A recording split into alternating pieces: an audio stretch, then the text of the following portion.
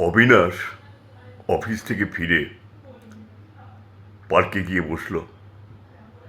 অনেকক্ষণ ধরে বসে আছে। ওর প্রেমিকার আর দেখা নেই। ওটা অস্বস্তির মধ্যে পড়ে গেল যে কী রে বাবা, আমি সেই খেটে খুঁটে অফিস থেকে এসে বসে পড়লাম, সে এখনও তার পাত্তা নেই। তো খানিকক্ষণ পরে গার্লফ্রেন্ড এলো।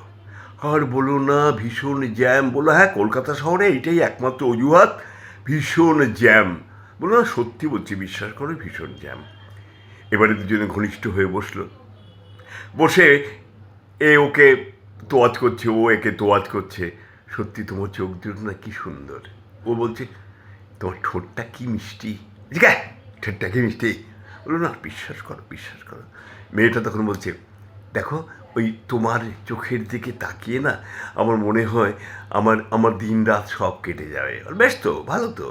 বিয়ের পরে তুমি আমার চোখের দিকে হা করে তাকিয়ে থাকবে, খাওয়া লাগবে না, ঘুম লাগবে না, খুব ভালো খবর। বললো না, সেরকম নয়। ব্যাপারটা হলো আমি না তোমার চোখের দিকে তাকিয়ে সারা পৃথিবীটা দেখতে পাই। সত্যি বলছি, বিশ্বাস করো। ঠিক সেই সময় এক বৃদ্ধ ভদ্রলোক ওইখান দিয়ে যাচ্ছিলেন।